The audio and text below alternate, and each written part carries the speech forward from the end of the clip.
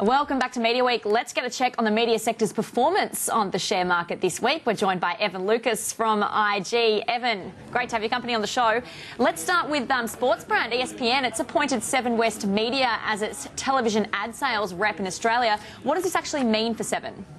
Yeah, it's an interesting tie-up deal, and it's probably slightly detrimental to something like Foxtel, but it is very good for Seven West Media. It obviously means they can advertise their programs external to what they do internally. So it's a revenue stream for obviously ESPN. It's also another way to actually get their marketing out there for Seven. So hasn't been a huge response on the market yet, but it is very interesting in the fact that it is broadening its base to actually how it advertises its programs and also how its TV advertising will work into the future. And speaking of the broader space now, what if it's seen that deal go through with shareholders? Yeah, it has, and that's not surprising considering it's probably the best opportunity that What If shareholders will get a return, $3.30 that it will go through at. It's been approved, which is a good thing to see from a shareholder's point of view. Was always probably going to be the case considering that What If was starting to struggle. It really couldn't see a growth profile that was really appealing to the market. So from a shareholder's point of view, this is a good deal, despite the fact, there is sort of questions whether or not it's good on a regulatory front. Finally, news, of course, from Fairfax, which has been speculated a lot, but the chairman is, in fact, stepping down. What sort of implications will this have for Fairfax? Yeah, this is an interesting one. I think also it's sort of a question to James as well. And the reason for it is that from the market side, if you have a look at what Roger Corbett's done in the last 5 years as chairman and 11 years with him actually on the board, it's been a very rocky time. And he has seen the share price go from $1.70 when he took over to as low as 38 cents up to 90-odd cents at the start of the year and now back down to 70. He's obviously had, fun with sort of dealing with Gina Reinhart and her side. Also the digitalisation of The Age and the Sydney Morning Herald. All of that's been playing out. So from a market side, it hasn't been what you would consider a very good tenureship. However, he's had some interesting dealerships. It's an interesting trade. I think if you were a market participant, knowing that he was going to go, you may want to actually think about new blood, considering that probably Fairfax needs to think about it. That's probably what the market side is, but the media side may be a little bit different again. All right, Evan, thanks for updating us on those media stocks. Evan Lucas there from IG. Well, let's do exactly what Evan said and ask James about this now. James Manning, of course, our co-host and editor and publisher of Media Week. What do you make of this, and as Evan just said, of this news that Yeah, well, Evan was right the way he detailed. The report card was sort of good bits and not so good bits, if you like. But you've got to think, if you look at the Fairfax as an opposition, they all think he's a complete disaster and nothing went well. But, the outlook of Fairfax probably isn't that bad, is it, compared to what it was a few years ago? So, yeah, sort of some really stormy times early on, but they're positioned. They've done the hard work. They've cut a lot of costs. You can argue whether they've done it the right way, but I think the outlook for the business does look a lot better than it did a few years ago.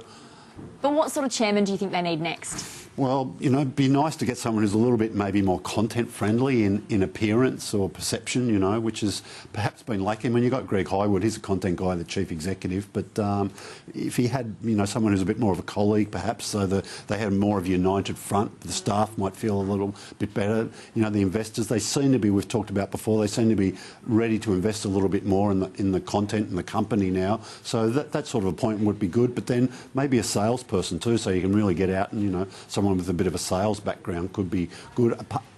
Indifferent, I guess, was Roger Corbett's strength as a real management person, but maybe it's time to move on from that. All right, and competitor News Corp has launched its first new consumer campaign since relaunching digital subscriptions. Tell us a bit about it. Yeah, look, they call this Plus, so it's their daily tabloids around the country, the Herald Sun, the Courier Mail, the Daily Telegraph, the Advertiser, Sunday Times in Perth. So it's Herald Sun Plus, Daily Telegraph Plus. They're really highlighting everything you can get through that subscription, plus all the little extras. You get some audio, you get a streaming music service, which you've probably tried out.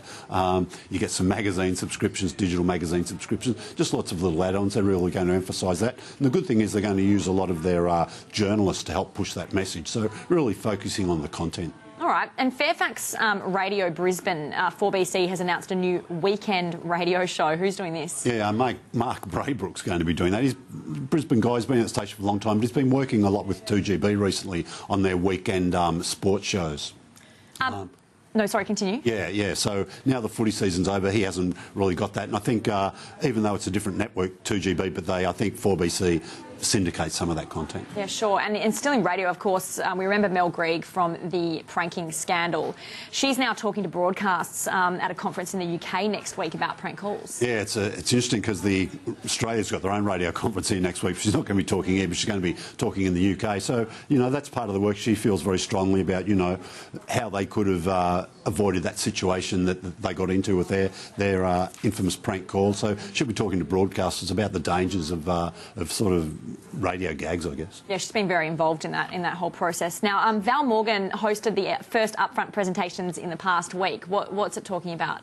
Yeah, look, they've been very big on all the great big movies they've got coming next year, because this year's pretty much the box office has been a little bit underwhelming. The US hasn't been really firing with great movies that have sort of got the public buying the tickets, but they figure that the lineup for next year is really good. There's going to be another Hobbit movie, the longer, much anticipated 50 Shades of Grey's finally going to make it, the much anticipated Mad Max, another in the series is finally going to get to screens. So I think that's all going to be really good. And they've been talking about their growing digital out-of-home networks. They're quite a big player in outdoor these days. Yeah, some to watch for. Now let's talk some awards news, because there's been some nominees for the Australian Sports Commission Media Awards. Who's in it?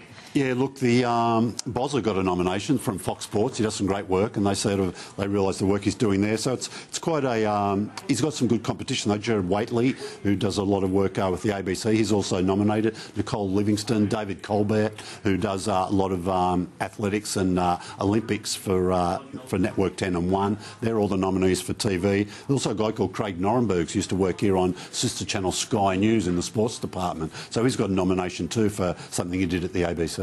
All right, and the Commercial Radio Awards, they're coming next weekend. Who's hosting them? Yeah, look, it's going to be interesting. We're going to Hamish and Andy will be along there. Okay. But they usually look for an overseas guest. Shane Jacobson, he's hosting it. Yeah, it's a bit of a surprise actually, but they usually go for a big name from overseas. But this time they've got Shane, and he hasn't got really radio pedigree. He did a show very briefly, probably close to 10 years ago. But it should be an interesting host. He gets a lot of TV work, so he's a bit of a personality, but a lot of interest to be on Hamish and Andy, some speculation. They could be going to breakfast soon, so some sort of announcement there would be pretty exciting. All right, well, we'll take a quick break here on Media Week, but coming up next, we'll take a look at the ratings for week 40.